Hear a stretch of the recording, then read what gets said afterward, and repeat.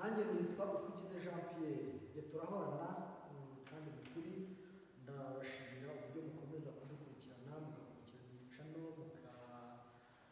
ibyo mwakoze byose Uwiteka abamugisha.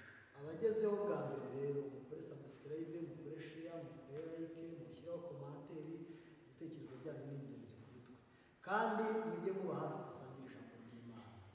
Ni bya byigisho bitubwira ngo ubutumwa bwiza uko bwanditswe na Yohana. Turi kwiga amateka ya Yesu na Yohana n'intumwa ze n'ibyo yagiye akora mu isi.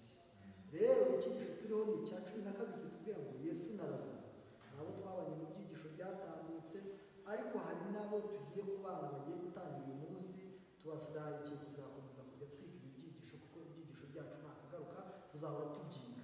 Rero mu gihe turi kubyiga twungura byinshi pe. Mbere rero yuko tujya mbere ngo tumaze dusenge. Turagushimiye Data wera Muremyi wacu, izina ryawe rihabwe icyubahiro. Tugushimiye ko waturinze kandi ukomeje kuturinda, ukomeje no kudufasha. Tugushimiye ijambo ryawe wandikishije. Ndakwinginze kugira ngo ubwo tugiye kubumbura ijambo ryawe, umwuka wera abe bugufi kugira ngo atwigishe. Abazakurikirana ibi byigisho kuri iyi cano ubahe umugisha kandi uzabasobanurire ubuntu bwawe, uzabasazweho. Ngaho ngo nudufashe kandi tugirire neza, tubyakire mu izina rya Yesu. Murakoze cyane. Reka twasabe mwene data David aduciremo mu ncamake ingingo twize ejo, kuko uyu munsi tugiye kwiga ingingo itubwira ngo Lazaro afatwa n'uburwayi. David, ingingo y'ejo twayibonye iki? Ingingo y'ejo rero nk'uko twayize yari ifite umutwe uvuga ngo umuryango w'i Betaniya. Uyu muryango w'i Betaniya nk'uko twabibonye ni umuryango wari ugizwe n'abigishwa Yesu yari afite i Betaniya. I Betaniya Yesu yari afite abigishwa babiri, ariwe Marita na Lazaro. Ariko nanone bakaba bari bafite undi muvandimwe wabo utari utuye i Betaniya wari waragize ikintu cyiza kuri Yesu, ariwe bitaga Mariya. Ariko Mariya we muri iki gihe ntiyari atuye i Betaniya. Uyu muryango rero nk'uko twabibonye ejo ni umuryango warangwaga n'ituze, ku buryo igihe Yesu yabaga abafarisayo bamaze kumutesha umutwe niho yajyaga kuruhukira akawujyamo akisanzura. Ingingo rero y'ejo yari ifite umutwe uvuga ngo umuryango w'i Betaniya mu ncamake ni uko nguko yavugaga. Murakoze cyane. Twanabonye ko burya mu miryango yacu ikwiye kuba uburuhukiro bw'abakene, impumyi, abafite ibibazo byo kubura aho baba n'ibindi. Rero uyu munsi tugiye kwiga tugira ngo Lazaro afatwa n'uburwayi. Kadusabe mwene data Charles aturebere muri Yohana igice cya 11 umurongo wa 1 kugeza 4, ariko akihareba ikibazo kitubaza ngo ni iki bashiki ba Lazaro bakoze igihe musaza wabo yararwaye cyane, kandi ni iki gisubizo bahawe. Muri Yohana igice cya 11 guhera ku murongo wa 1 kugeza ku murongo wa 4. Hariho umuntu wari urwaye witwaga Lazaro w'i Betaniya, ikirorero kiba mu Mariya na Marita na Yesu. Mariya uwo niwe wasize umwami Yesu amavuta ku birenge akabihanaguza umusatsi we. Musaza w'uwo ni Lazaro wa wundi wari urwaye. Nuko bashiki be batuma kuri Yesu bati, databuja, uwo ukunda ararwaye. Yesu abyumvise aravuga ati, iyo ndwara si iyo kumwica, ahubwo niyo guhimbarisha Imana no gutuma umwana w'Imana ahimbazwa. Murakoze cyane. Hano uyu muryango yakundaga Yesu, bari bazi neza ko Yesu bamutuma bati rero ukunda ararwaye. David, dusomere muri iki gitabo cyitwa Ubifuza ibihe byose, paje 525 ndetse na 526. Kadusabe David adusomere tugende twumva amateka y'uyu muryango n'ubu burwayi bwari bwamuje. Hari amagambo agira ngo Lazaro yafashwe n'indwara itunguranye, maze bashiki be batuma kuri Yesu baramubwira bati, databuja, ukunda ararwaye. Babonaga ko indwara ikomereye cyane musaza wabo, ariko bari bazi neza ko Kristo ashoboye gukiza indwara z'amoko yose. Bari bizeye ko ari bubagirire impuhwe mu gahinda kabo, maze bituma batihutira kumutumaho ngo aze iwabo byihuse, ahubwo bamwoherereza gusa ubutumwa buvuga ngo ukunda ararwaye. Bibwiye ko ari guhita asubiza ubutumwa bwabo, maze akaza yihuse akabasanga i Betaniya. Koze rwose hano bari bamufitiye urukundo n'icyizere. niyo mpamvu batira bamubwira bati Ati twari bamubwiye ko arwaye kumvuga, ariko ntabwo bamubwira ati ngwino bana. Ni nk'uko ni ukuvuga ngo baravuze bati namara kumva ko arwaye ahitaze. ariko hepfo katwumve hepfo, komeza hepfo gato. Bategereje icyo Yesu ari buvuge bahangayitse mu gihe cyose musaza wabo yari agihumeka. Barasengaga batekereza ko Yesu aza, nyamara uwo batumye yagarutse atazanye na Yesu. Icyakora yazanye ubutumwa buvuga ngo iyo ndwara si iyo kumwica, maze bituma bakomeza kugira icyizere ko Lazaro azakira. Bagerageje gukomeza guhumuriza uwari indembe azahaye cyane, bamubwira amagambo yo kumutera ibyiringiro no kumukomeza.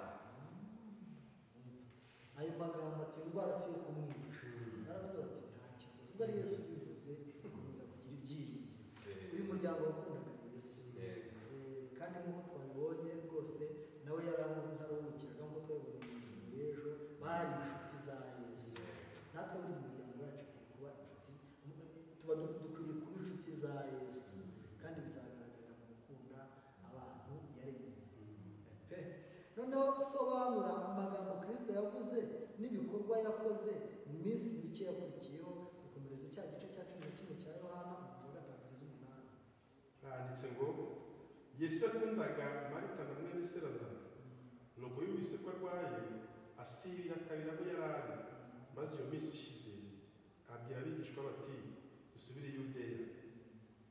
Abigishwa baramubaza bati mwigisha, amambere abayuda bashatse kuhaguterera amabuye, none usubiyeyo? Amambere habuze abakora gutera amabuye, kugira amahirwe urarokoka, none urashaka gusubirayo? Hari ibibazo bibiri. Hari ikibazo cy'uburwayi bwa Lazaro cyabagezeho, urumva ntabwo cyageze kuri Yesu, cyageze no ku ntumwa ze. Icyo kibazo noneho n'ikindi cy'uko Yesu ashaka kubyitaho,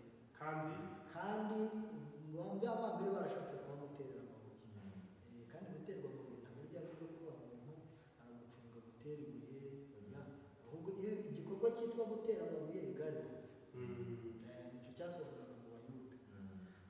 Dusomere amagambo ari hepfo twumve ibibazo ko byari bimeze, ko babyitwayemo. Muri iyo minsi ibiri Kristo yasaga n'uwirengagije mu bwenge bwe ubwo butumwa, kuko atongeye kuvuga ibyerekeye Lazaro.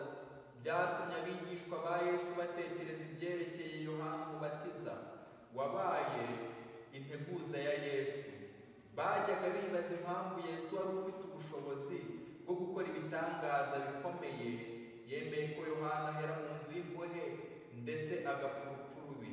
Nicyo cyatumye Yesu atarwana ku buzima bwa Yohana, ndetse yari abifitiye ubushobozi. Iki cyatumye Yesu atarwana ku buzima bwa Yohana kandi yari abifitiye ubushobozi. Ikibazo cyakunze gusubirwamo kenshi n'abafarisayo, bakagikoresha nk'igihamya kitagishwa impaka, bahakana ko Yesu atari umwana w'Imana. Umukiza yari yaraburiye abigishwa be ko bazahura n'ibigeragezo ibyombe. Reka twumve neza iki kibazo cyo kuba atarakijije Yohana. Abayuda baragikoresha bakigize itufu. Niba ari umwana w'Imana katarukoreye Yohana, kuko impaka zakundaga kugira iyo yabaga yakijije umuntu. Niba ari umwana w'Imana akaba yakijije, kuki atakijije Yohana? N'ukuntu yamuhamije no muri Yorodani yaramuhamije, bari barakigize itufu. Komeza hepfo. Umukiza yari yaraburiye abigishwa be ko bazahura n'ibigeragezo, ibihombo no gutotezwa mbese yashoboraga kubahana mu bigeragezo bamwe bagezamo bibaza niba bataribeshye umurimo yaje gukora. Bose bari bahagaritse umutima cyane. Reka wumva aka kantu gasome neza bakumve ngo mbese yashoboraga kubahana mu bigeragezo. Hariho akabazo niba wabona ubwo abo barabyibaza bakavuga ati none se yashobora kuduhana mu bigeragezo? Yahanye Yohana bamuzi bamutumyeho ko Lazaro arwaye, ko Lazaro yari inshuti z'abigishwa cyane, yari n'umwigishwa hariya twabibonye, ariko yari n'umwihariko kuko bari bafite urugo, abigishwa be bafutwaga bashaka kubatera amabuye n'iki, Yesu yari yifuraga bagenda bakamukurikira bakajya kuruhukira. None nawe amutumyeho ko arembye, aramwihoreye. ubwo urumva ba Marita bafite ikibazo, ariko bo nabo bari bafite ririya jambo ryo kuba yari atazaba, ariko abigishwa be babona bajya ntacyo bitayeho, ahubwo bari gushaka kugenda ikibazo rero. Komeza hepfo twumve. Abigishwa bibajije impamvu Yesu yategereje iminsi ibiri yose ngo abone kujya i Yudaya. Intekerezo zabo zuzuye ubwoba bw'ibishobora kuba kuri Yesu ndetse no kuri bo ubwabo. Inzira bari bagiye kunyuramo nta kindi bashoboraga kuyibonamo uretse akaga. Bari bafite ibibazo bikomeye. Yesu agiye kujya hariya kizaza yanze gufasha Yohana, byari byabacanganyikishije. Ni iki wasobanura muri iyi ngingo? Iyi ngingo ikiri kutwigisha ni iki? Murakoze cyane. Muri ubu bwari bw'uburwayi bwa Lazaro hari icyo mbonye. Ikintu cya mbere, aba bashiki ba Lazaro ugahita ubite gutyo nk'uko byumvikana, bari bizeye ko umusaza wabo nta kibazo yagira, kandi ko kinaje Yesu ari tayari guhita agikemura imedi nk'uko babitekereza.